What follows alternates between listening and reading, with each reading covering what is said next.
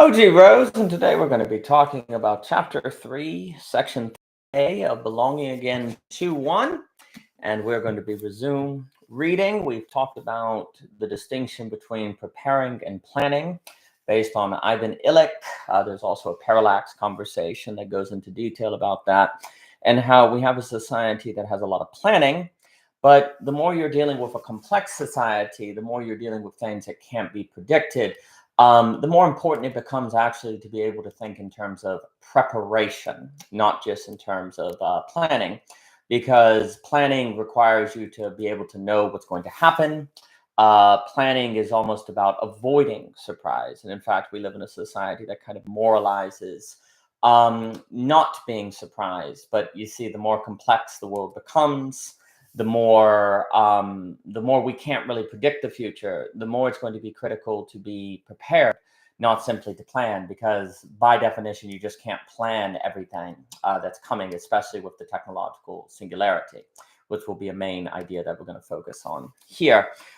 This section is going to be exploring thoughts on cosmic evolutionary philosophy and a dialectical approach to technological singularity by Cadell Last. It's a paper he wrote in 2018, and we're going to be bringing that to the discussion on avoiding rational impasses, menti-divergence, the ability to think outside of game theory problems that lead to a lot of unintentional consequences and the like.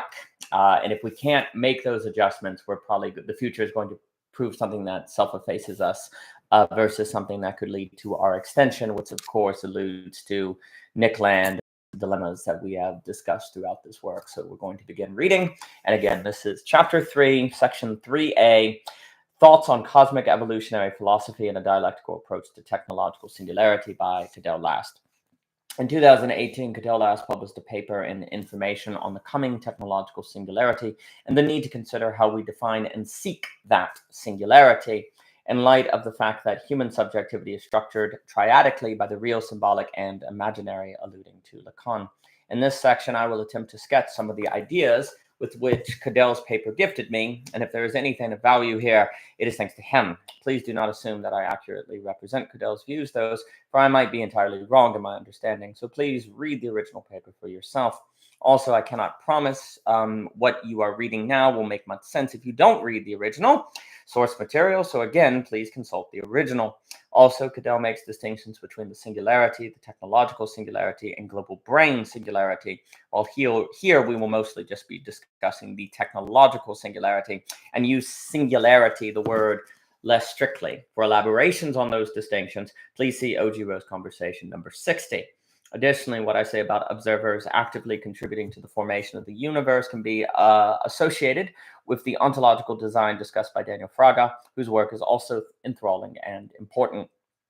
Currently, our talk of the singularity, the technological singularity, is often reminiscent of a cheap Freudian desire to return to the womb or return to Eden, both of which are basically a wish fulfillment to escape feelings of incompleteness, lack, and frustrated desire.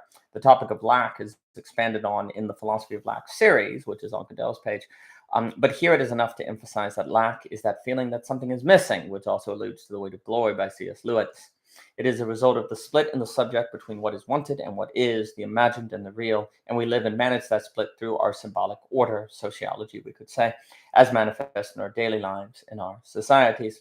Now, these categories overlap, for we tend to define the real according to what we imagine, and we like to believe the symbolic likewise reflects and participates in the real, all while we try to avoid experiencing the real in a manner that forces us to accept that the imagined and symbolic diverge from the real, perhaps radically so. We are strange and paradoxical creatures, and yet a reason we are afflicted is precisely because we do not acknowledge this reality. Part of our paradox is that we experience it as non-contradictory. O.J. Rose elsewhere explores the dynamics of lack and interplay of the real, imagined, and symbolic in more specific detail, while here we will aim for a broader overview of individual and cosmic development. We will discuss RSIs, which is enough for our purposes, and to cut to the chase, the argument is that we need to seek a technological harmony, which doesn't efface RSIs, but instead helps RSIs harmonize by accepting the necessity of lack, thus leaving singularization behind. Technological singularity would erase lack, thus unintentionally effacing RSIs, subjects and us. the structure of RSI. It is very possible that harmony without technology is impossible, so we are not arguing against or demonizing technology. Rather, we need to use technology according to different metrics than metrics which define success as removing lack, which leads us unintentionally to AA and affliction, alluding to Simone Weil.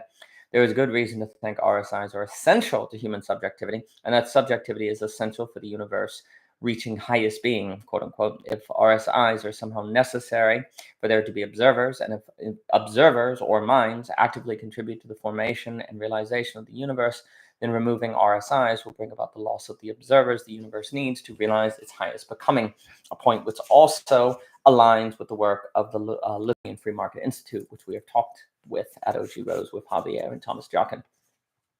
RSIs create a feeling of lack, which drives the subject's development and formation of the RSI. It is natural for us to seek to fill and satisfy this lack into AA, and yet the lack is what seems to make possible the RSI. There is good reason to think that if we fulfilled the lack, we would efface ourselves and our subjectivities versus negate, sublate them.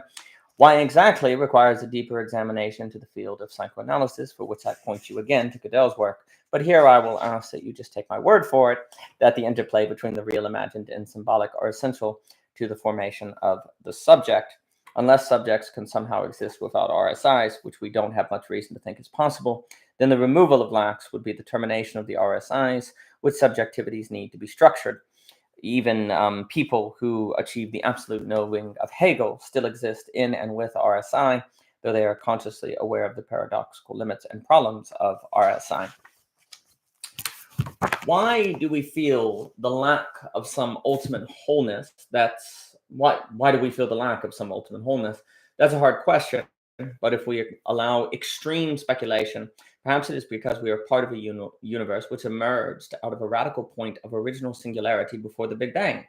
Question mark. Perhaps, and figure 5 on page 9 of Cadell Last's paper depicts the movement from primordial other origin to heterogeneous matter, multi-local order, stars, galaxies, and planets, and eventually to the black hole era of total decay.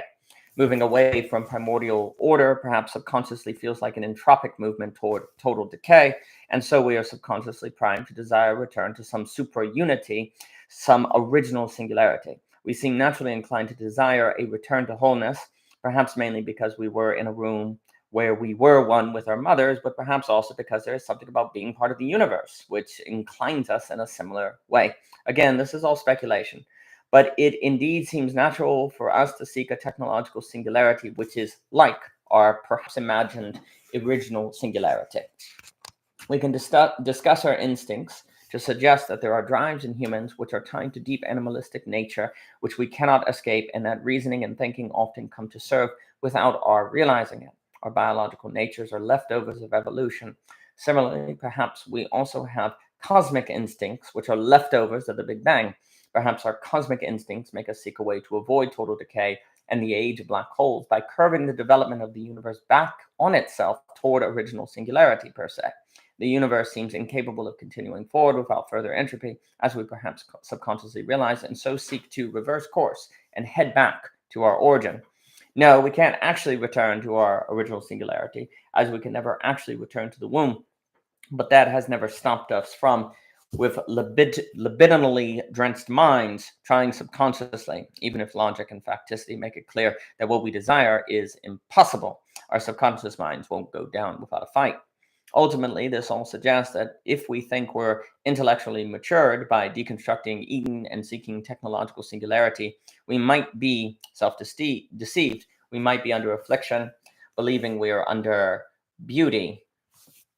Thinkers from Freud to Lacan have examined how the RSI structure of the human subject incorporates instinctual drives and evolution. And it wouldn't be far-fetched to me to suggest that evolution couldn't have arisen to human subjects without also arising to RSIs. The RSI is the price we paid for becoming subjects, and though perhaps we might have days where we wish we were animals instead of desk workers, a theme in Kafka, overall, I would say the costs of RSI are worth it.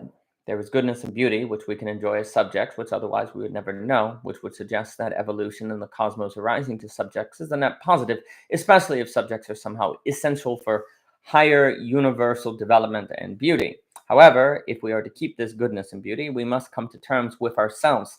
And as of this particular historic moment, that requires coming to terms with lack and RSI as menti-divergent children.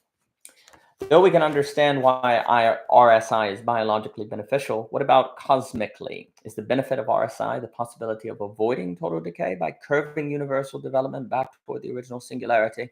That seems to be what we are subconsciously assuming, perhaps not coming to terms with our subconscious minds or doing the work to rightly cultivate it. And this subconscious assumption is being transferred into our effort for technological singularity, which entails an effort to remove lack from the RSI. For if RSI had no lack, it would not be missing anything and thus would be singular and whole, like the original singularity.